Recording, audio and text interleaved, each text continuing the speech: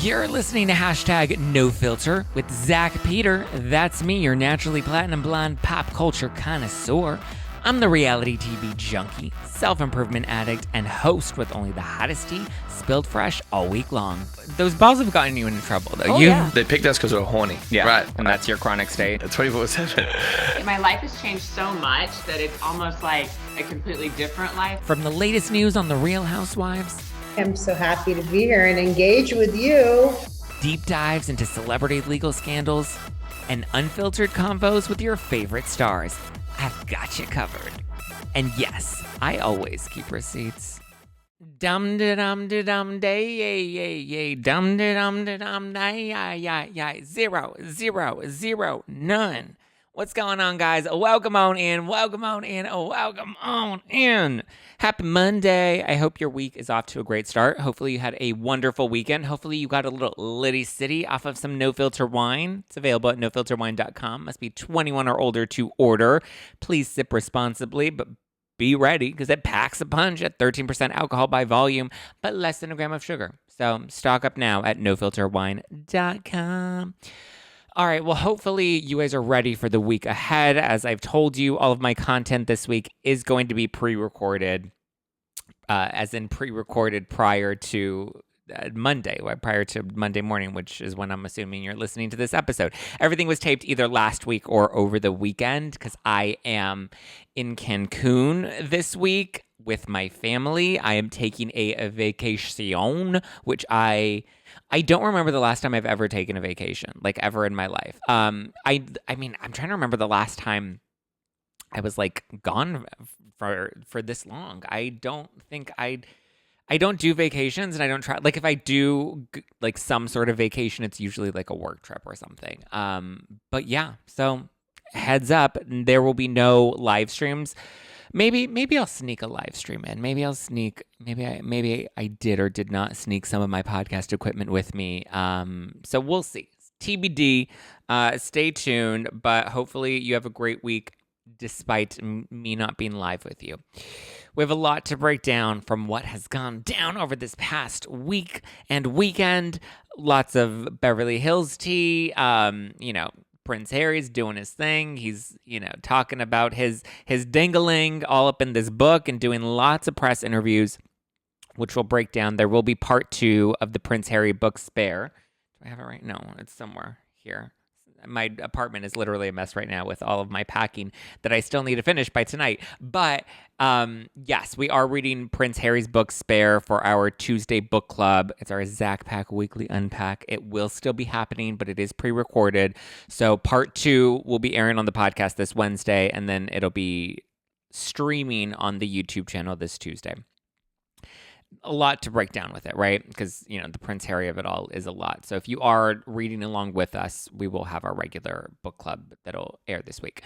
But lots of Rinna stuff now that she's left the show. I got to meet her and hang out with her and Harry Hamlin the other day, which was fun. Lots of Vanderpump Rules stuff now that Vanderpump Rules is coming back and the trailer is dropped. So I guess let's just dive into it, right? So Lisa Rinna is doing quite a bit of pot stirring on her way out.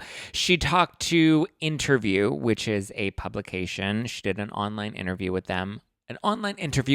Interview, and it's her first interview since she's announced she's leaving Real Housewives of Beverly Hills. I was hoping to get the first interview, and she hasn't done any podcasts in quite a while, so I'm hoping maybe, fingers crossed, I can make that happen. I can finagle it.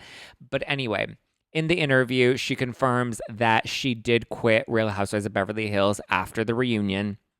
She said that that's when she was done, and that's when she let production know that she was done. And she basically just said that, like, it's a lot, right? Like, she doesn't feel like she's been, aside from the grief of it all, with losing her mother and not taking the time to, like, emotionally heal from that, she says that she doesn't think that her behavior has been any different in compared to previous seasons, right? Going hard at Kathy, she used to go hard at Kim. She went hard at Yolanda. She's obviously said she feels bad for going hard at Yolanda. She went hard at Denise. So she's like, this is how I am. This is how I've always been. It's a job. I show up. I come, I play. I'm one of the few that's willing to kind of come and play back because everybody else is kind of too afraid of not being liked or too afraid of being cast as a villain. So she also talks about how the fandom has changed, and that's what she feels like has changed the most, more than the show itself. She's like, the fans, the reaction, like maybe based off of what we've all gone through in these past couple of years, like our response to things and on reality shows are just different, right? Twitter's a lot wilder. And I feel like social media reaction is just like a lot bigger and a lot grander. And it's like one thing when you're like Jen Shah, right? And you're like taking advantage of vulnerable people and, you know, not showing any remorse or anything. But with Lisa Rinna, I'm just like, she's playing up a character on a reality show. Like, to me, it's never been that deep, and at least it's been entertaining, and some people are like, oh, but it's Mean Girls, and it's this, and it's that, and I always like to remind people about, like, how dark these shows have been in the past, right? Real Housewives of Atlanta, look at how dark it was with the Portia getting drugged rumor. Real Housewives of Beverly Hills, Kim's sobriety and drug addiction, Taylor's domestic abuse, the first 3 seasons of Beverly Hills were wild. Adrian Malouf and the surrogate story getting leaked on the show by Brandy. Like, these shows have always been dark, and there's always been drama, and there's always been, Amsterdam. People consider Amsterdam like one of the iconic moments from Real Housewives of Beverly Hills history. And that was Lisa Rinna literally breaking a glass and like flinging across the table to like choke Kim Richards. So I don't think that this season was particularly different in comparison to previous seasons. I guess she's kind of right. Like, the audience has changed quite a bit. And are we killing reality TV? Are we killing Housewives by being, overly critical and not just taking the show at face value? I always, I know sometimes my favorites shift from season to season, but I also kind of feel like I've always looked at the show collectively, and I've always enjoyed the cast as a whole. Even when I've disliked somebody on the cast, I still see what they bring to the show. And even if I have criticism of particular cast members, I still see it as an ensemble. And so some people are going to look better, and some people are going to look worse, and some people are going to be villains, and some people are going to be heroes. And I don't know. I don't look at it that it's entertainment. So to me, it's not that deep. I did find it interesting, though, that she definitely throws a few shots at some of the other women in this interview as well. She talks about Kathy Hilton and actually seemed to speak highly of Kathy Hilton before like throwing a subtle jab at the end of it, where she says that she gives Kathy a lot of respect for showing up to the reunion. She says, she's got balls, and I respect that she stood up for what she wants people to believe, and she stands up for what she believes in. So she says that she saw Kathy at the MTV Awards. It felt good. The two of them, will never be best friends in the near future, but at least for now, they're able to be cordial. She said that she and Erika did speak to Kathy at the award show, and that it was fine, and they exchanged pleasantries, and it is what it is at the end of the day. At that point, she, I guess, knew she was already quitting, so I guess she knew she wouldn't really have to face Kathy. But she did say that Harry Hamlin told her, like, look, just make nice, talk to Kathy, and just like, why do you want to have beef with anybody? And she's like, yeah, she doesn't want to have any beef with anybody. So she did say, though, she made it clear that we've only gotten to see the tail of the monster. That so far Kathy has just shown us her tail, and that there's a lot more. But I've always kind of predicted that from the beginning. I know when they aired the clip of me saying that I think Kathy is a bit of a monster behind the scenes, I feel like I've said that from the beginning. That's not anything new, and that's not like something that I've said in my allegiance to Lisa Rinna, because I don't feel like I have like an unwitting allegiance to her. Even though I do find myself, kind of defending her as just like a character on the show and playing that villainous role. But I said from the beginning that I've never wanted Kathy to be full-time on the show, because I think she's best as a friend of, because we get her in doses and we get to see that hunky-dory, fun, kind of quirky Kathy, rather than getting to see anybody with that level of wealth and that level of, scrutiny by the media and by the press over the years, and that much just attention. Like, there's always going to be skeletons in that closet, and I think it's better that we protect Kathy. And I've said this after her first season. I'm like, because people are like, give Kathy a diamond, give Kathy a diamond. I was like, no, protect Kathy Hilton at all costs, because if we start to bring her on the show more, we're going to start to see some of those skeletons come to the surface. And I think keeping her cute and hunky-dory is the best for the show and the best for her own reputation. I think she's smart enough to know that as well. So I do believe her, Lisa Rinna, when she says that we've only seen the tail of the monster. I think that there's a lot more to Kathy Hilton, but that's the case with everybody. That's not specific to Kathy. I think anybody that continues to put themselves out on reality television and opens up their lives, things are going to come out and we are going to see things. And obviously when it's in the vessel of entertainment, things will be exacerbated, things will be taken out of context, or things will be blown up more than they actually are. And I think people also forget that, like, reality stars are humans too, and we make mistakes and we have flaws. So, yeah. She talks about Kim Richards. She claims that Kim was told by the producers to set her off in Amsterdam, that Kim knew exactly what button would push Lisa Rinna to that point, and Kim pushed it because I guess the producers influenced Kim to kind of make some waves at that dinner and be like, push Lisa Rinna and maybe get under her skin a little bit. And Kim did. But according to Rinna, Kim has admitted that she doesn't know anything about Harry Hamlin. She was really just trying to push Lisa's buttons. But her last interaction with Kim seemed cordial and they seemed fine. She talks about Brandy. She says that Brandy is great in little pieces.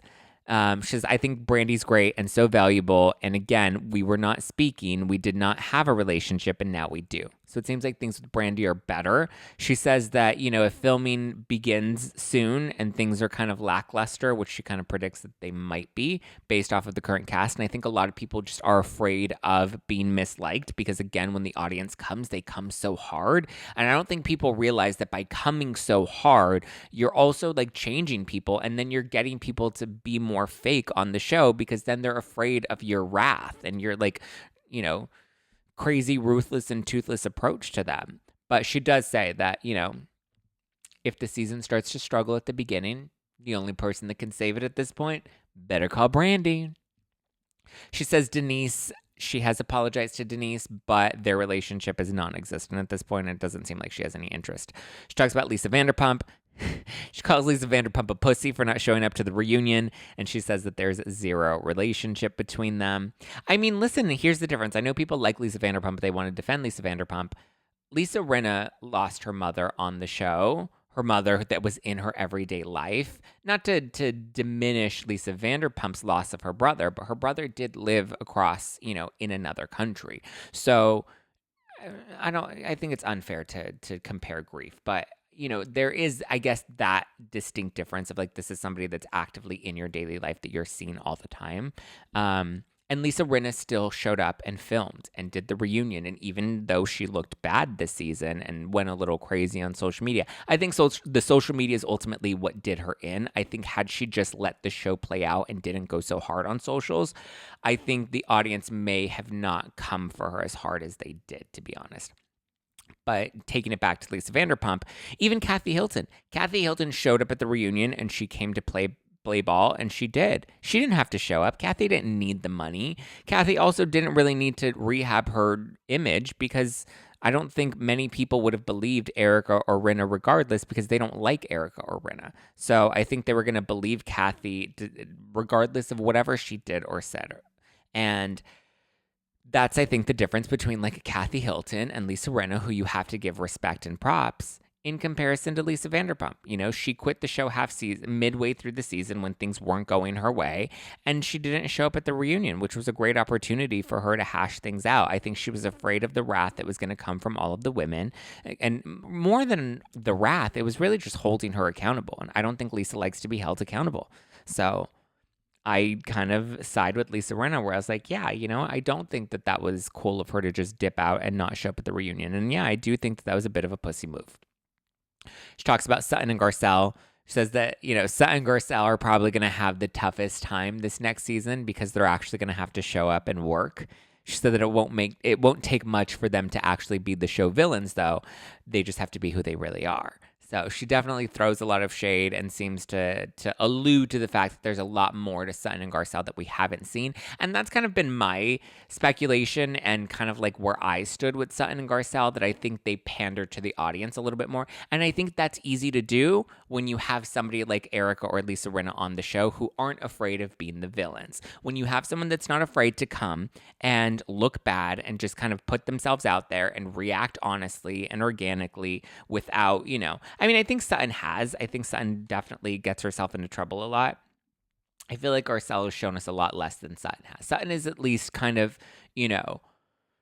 gotten into the mix a little bit more. She's been a little more vulnerable. I just don't know if there's enough rich story in her life at the moment, other than like, I'm going on Bumble and I'm starting to date and I'm moving into a new house. Like, I want to see more. Like, I want Sutton and Garcelle to give us a little bit more and to kind of, work a little harder. And I think without Lisa Rinna to work off of, it will be very interesting to see what happens. And like, there's going to be some pressure to make some waves and to be interesting and I'm curious if they're going to keep going at Erika because that's the easier target. But as of, with Erika right now, I don't think there's much to really come after her for. All the legal stuff continues to get shut down. More lawsuits continue to come up, but they go away just as quickly as they come up. They keep getting dismissed. They haven't found anything. They've been investigating her specifically for what it's going to be. This 2023 is going to be 3 years now. It's been over 2 years that they've been looking for something. They still haven't found anything. It'll be very interesting to see where it goes from here. But yeah, we'll see. I mean, I have faith for Sutton and Garcelle. I think the fans really do like them, but I also think that, they may have a villain era. And I think that that's okay because I think that's natural for growth and, character arc on a reality show. The longer you stay, you're going to have good seasons and bad seasons. And so I'm curious to see where that goes and how the fans react to that. Kyle, she says that she thinks Kyle would actually also be a really great villain, and that she's said this to Kyle's face too, that she's just too worried about what people think of her. And I think that's true, and that's why Kyle's very Switzerland, and Kyle likes to stay in the middle, and Kyle doesn't like to get in the mud. I mean, and even my thing is it's like lean in, Kyle. Be a villain, have a villain era. I think Kyle does have the potential to be a really great villain. But it's like you're getting beaten up for being Switzerland as it is. So you might as well be like, listen, if you guys are going to find things to hate about me, then let me just lean in and let me really go for it. And I think Kyle should just kind of drop that wanting to be liked all the time sort of facade and just lean in. But I get it. The way fans come at these women is so hard and harsh and ruthless and just like mean. They go after their kids. They go after their husbands. They try to, exploit scandal from like stupid, silly civil lawsuits that really don't mean much at the end of the day. We'll see, but I think I would love to see Kyle actually lean into that villain era. We have Dorit. She says that Dorit has it in her too, but Dorit had a rough year with the home invasion, so we'll see. Obviously, we've seen Dorit get scrappy in the past. We've seen Dorit really go head to head with a number of people, Erika, Rinna, in her earlier seasons. So yeah, we'll see what Dorit brings this season. I think Dorit has it in her, but I also think Dorit was softened when people started to like her on the, Denise and Brandy season. And she'd lean Team Denise, and people really liked Dorit that season. I think since then she's softened her tone because she doesn't want to get that visceral hatred that she's had before. And I get it. When the audience turns to like you, you want to keep them liking you. When it comes to Crystal, she says that she gives Crystal the benefit of the doubt, but that she just thinks Crystal is too young. And she says she describes her as a baby dolphin in a pool full of sharks. These other women she says that they're older. They've been a little more hardened by life. They're a little more willing to play ball, whereas Crystal's just a little more innocent in all of it. And I agree. And I think that's why Crystal gets very sensitive with a lot of stuff, because she is a bit of a baby dolphin. Heather Dubrow and Harry Hamlin have also spoken out about Lisa Rinna's exit recently, or at least over the past couple of days. We know Sutton spoke to E! News, and Sutton said that Lisa was good at stirring the pot, and they loved eating Lisa's soup, and now she's going to miss Lisa's soup because there's no soup that Lisa's going to stir in the next season, and she said that she's going to miss her. Kyle also said that she'll be missing Rinna. Erika told TMZ that the show's going to have some big shoes to fill. Lisa Rinna was the GOAT of Beverly Hills. For people that don't know what the GOAT is greatest of all time. GOAT, GOAT, the greatest of all time. So Erika says that that's what Lisa Rinna was on Beverly Hills. And I agree. How many seasons did Vanderpump last? 10? 9, 10? 9.5, 8.5? I don't remember. What season did she leave? She left like in season 10, right? So Vanderpump had a good run. Rinna had an 8-year run. She was on what, 8, 9 seasons? So, I mean, I think Vanderpump was a strong, like, queen of Beverly Hills, but I think Rinna had a much stronger, more memorable presence. As much as people hated her, I think she's had the strongest presence on Beverly Hills when you really think about it. The most memes, the most GIFs, the most, like, lines that we say. Rinna definitely, I think, outshines LVP in terms of that, like, iconic moments and cultural impact on Real Housewives of Beverly Hills, right? I mean, Kim Richards obviously wasn't there for long, but very impactful. Brandi Glanville, very impactful. Lisa Vanderpump, very impactful. I just think Rinna has been a little more impactful and a little more unafraid to really just lean in. And Lisa Rinna was unafraid to be like, listen, it's a television show and I'm going to make a great television show. And I think that's where Lisa Vanderpump failed, is Lisa made a great television show, but she never leaned into that, right? She never was like, let me actually try to, or let me own it, right? Let me own that I am doing a little bit of producing. I am doing a little finagling. I am stirring the pot a little bit. And I wish Lisa Vanderpump had owned that a little bit better. And I think she would have had a stronger impact. And I think she may have actually stuck around a bit more. But so Harry Hamlin was at the premiere of his new project, 80 for Brady. That's one with Lily Tomlin and Jane Fonda. Love them. Love Grace and Frankie. I loved them before Grace and Frankie, but I love them still together now. So he was there, and he said that he thinks that Lisa Rinna elevated the show. So he seems to agree with me, and he's very excited for what's next for her. So he seems very supportive of his wife, ready to kind of just move on to the next thing. Heather Dubrow also said that she's excited for Rinna and that she thinks a break is healthy. Obviously, Heather took a break herself. She came back stronger, so she thinks that this will be good for Rinna, and that Rinna's going to be just fine and may possibly come back if and when she's ready to. So, okay, Heather Dubrow, we see you, girl. We see ya. I did see Lisa Rinna last week. So my friend Norma was like, hey, I'm an actress, which I knew. And I was invited to this SAG, retrospect event with Harry Hamlin. And so it's like a 90-minute Q&A where they revisit Harry Hamlin's career and ask him questions, and people get to ask him questions. She's like, I don't know if you want to go. Do you want to go? And I was kind of like, oh, sure. And I was like, yeah, why not? Like, let's live life and have a little fun. Maybe we'll see Rinna. Maybe we won't see Rinna, but it would be interesting, possibly some good networking. So we did go and went to the event. Lisa Rinna did happen to be there, which was really nice. I was going to put this in a bonus episode, but I guess I'll save some other tea for a bonus. I'll have to dig up some tea for a bonus episode, because I talked about my experience meeting Sutton, which now people see. Press were invited to that little mixer that Sutton was having. I didn't just go for a photo op. I talk about it more on the bonus episode for members only on YouTube, for the Zack Pack members. So, but with Rinna, I did get to see Rinna. I'm trying to think, like, should I mention it all here? I met Rinna, and that's all I'm going to say. And I'll save the rest for a bonus episode for members only. But I did get to meet Rinna. I did get to meet Harry Hamlin. Norma and I did have a really great time. So, yeah. I think Rinna is going to be all right. Apparently, Crystal is coming back this season. They gave her a contract, or they offered her a contract. And apparently one of the 14 friends that dropped her is also in talks to join the show this season as well. I haven't confirmed it with any of my sources, but I also haven't really cared to, because it's Crystal and I'm not that jazzed by Crystal. But Queens of Bravo posted about it, and they usually have some pretty good tea, but they posted that Crystal's coming back. Unclear if Crystal's going to be a diamond holder or possibly a friend of, but at least we know Crystal was offered a contract. And apparently one of those 14 friends is doing some chemistry tests at the moment, before filming is officially set to begin, because usually when somebody new comes in, they do a couple of chemistry tests and try to, see if they're going to gel with the other women, how they perform on camera, all of that sort of stuff. I mean, at least this will make Crystal more interesting if it is true. I've liked Crystal. I just think she really tanked at this last reunion, but hopefully if she does stick around, she can bring it. I think Crystal has it in her. I think, when she was going back and forth with Sutton, I think that was compelling. I liked the Crystal versus Sutton beef. I think Crystal was really good at getting Sutton to kind of shake in her boots a little bit, and it forced Sutton to really kind of come out of her shell and also kind of stand her ground. And so I liked their contrast, right?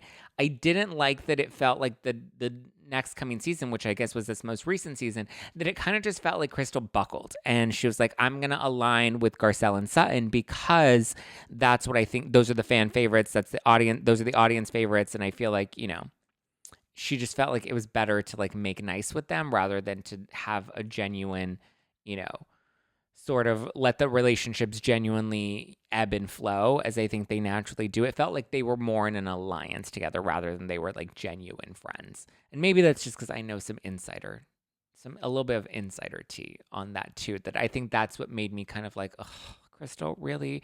Because I'm just like, where is your allegiance? Who do you like? Like, I know who you're talking to behind the scenes, but when you're on camera, it's a very different Crystal than what is happening behind the cameras. Behind the scenes when cameras are down. So it just, to me, and I get it. When you're on these types of shows, like, yes, allegiances are important. You need to know who's going to have your back and who your allies are going to be. But I think the housewives are the greatest when they really just throw themselves into the line of fire. And they're just like Erika's been thrown into the line of fire.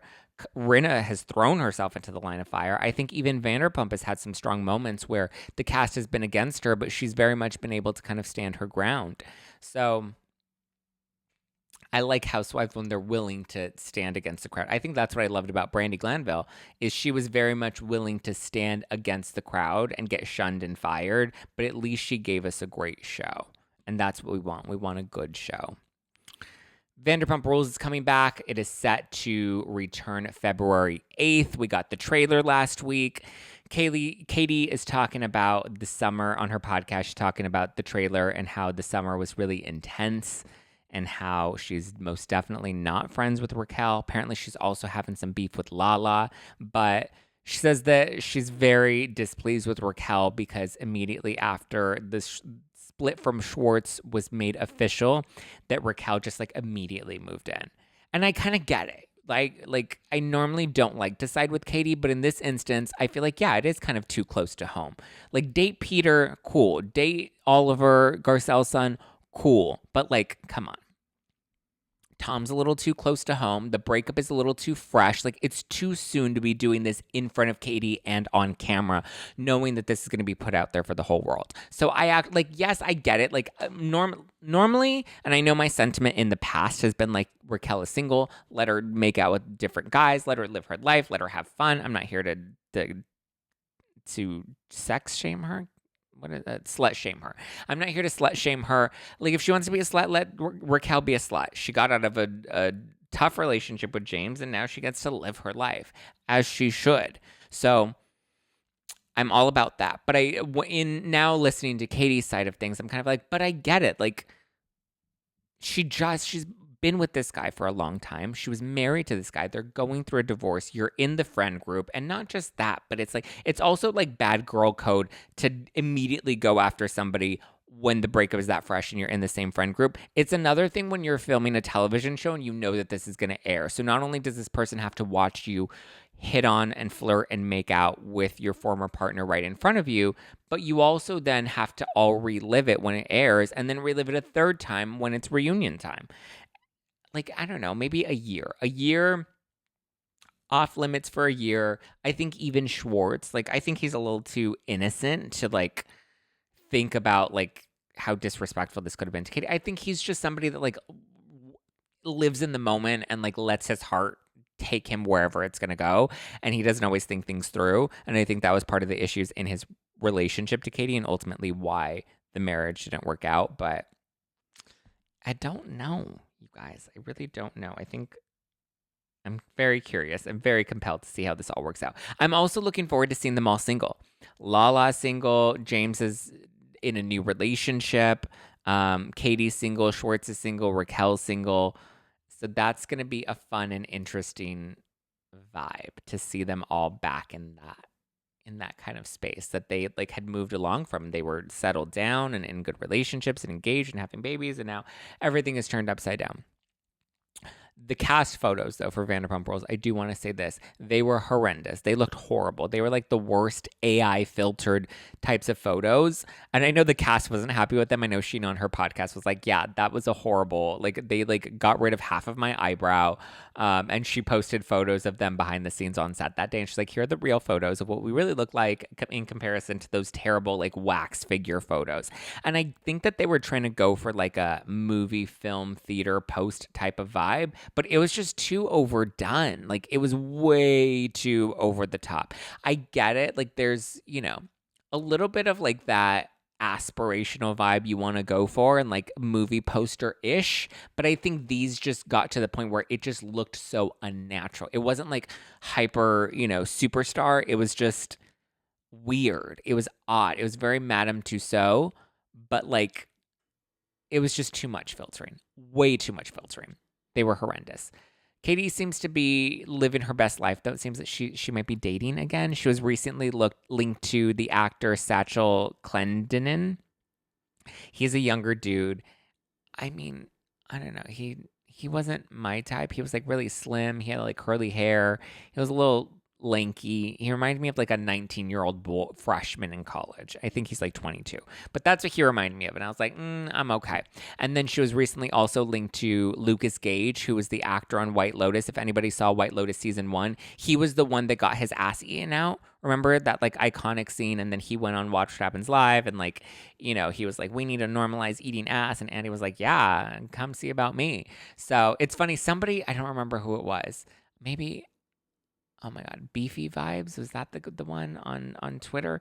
Someone on Twitter made a comment that I thought was really funny about Katie. And I'm like, well, she seems to like definitely be into like younger guys, slimmer guys. And somebody was like, yeah, Katie definitely seems to be into bottoms. We had, I don't know. Well, I guess Tom Schwartz, I think he's just like, you know, a Labrador. Yeah. Or no, he's more of like a golden retriever, right?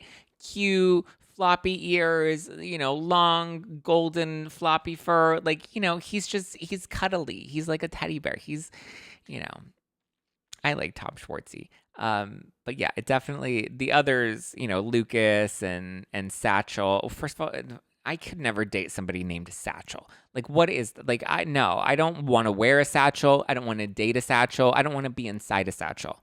Okay? Thank you. Next. Lucas is cute, though. Lucas Gage is cute. And I hope Andy Cohen at least got to spread some cheeks while he was in New York and he was on Watch What Happens Live. Good for Andy Cohen. Let Andy Cohen live his best life. Okay, I think that's all the tea and the scoop that I have for you guys on this Monday. I know it's a bit of a shorter episode. Actually, not really, because No Filter used to always be in like the 30-minute mark, 30 minutes, and then the most would be like a 40 to 45-minute mark. And then eventually the episodes started getting longer as we were doing like more deep dives and I was doing like more deep analysis of things. But I mean, that's where we're at. That's what we got. I don't know if there's anything else that's been like super uber pressing. I don't think so. Traders is out. The new, what do you call it? The new competition show on Peacock. It's out. There's a new recap of it that dropped on Saturday on the Ringer Reality TV podcast. Juliet from the Ringer and I recapped the first 4 episodes of The Traders.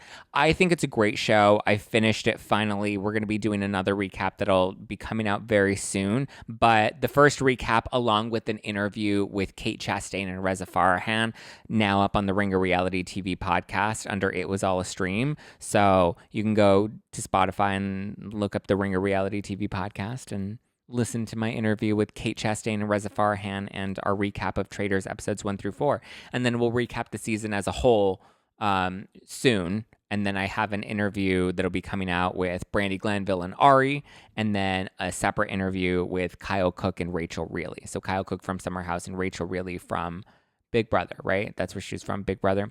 She was a blast. If anybody's watched Traders, it was a great first season.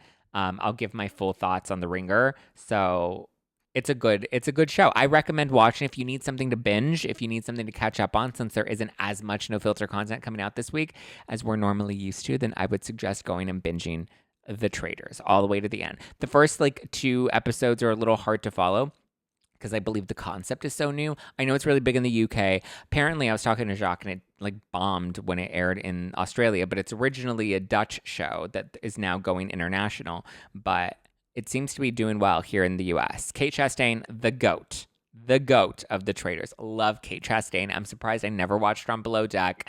I love Kate. So go tune into that now. I have a new episode of Real Housewives of Miami and The Circle that both dropped last week, and then new recaps that will be dropping this week. Real Housewives of Miami recap will drop on Tuesday with me and Chelsea Bang Bang, and then on Wednesday is our recap of The Circle finale, and then we have the winner of The Circle that is also going to be in that episode. I almost said who the winner was, but obviously I can't because I've seen the finale, but the finale doesn't air until Wednesday, which is when our recap comes out. So there's that. The winner of The Circle is crowned on Wednesday, and we have the winner on our podcast, which is lots of F-U-N. We love all the F-U-N. Okay, guys, I love you. I appreciate you. I hope this weekend you stock up on some no-filter wine. Let me know what you're thinking of Prince Harry's book. I wanted to watch the Anderson Cooper interview. Maybe I will. I don't know. We'll figure something out. I'll try to make sure there's fun content to come. That way you aren't missing me too much. And I will have my handy dandy phone with me. So I'll probably sneak in a little live here or there if there's any major breaking news. So follow the Instagram at NoFilterWithZack. I will probably sneak in a little live if there's anything major that happens. Just be ready, on call and ready for it. All right. I love you. I appreciate you. You can follow me personally at JustPlainZack. I saw all of your reviews, you guys, on Apple that you left last week, which was so sweet. And you guys are thebomb.com.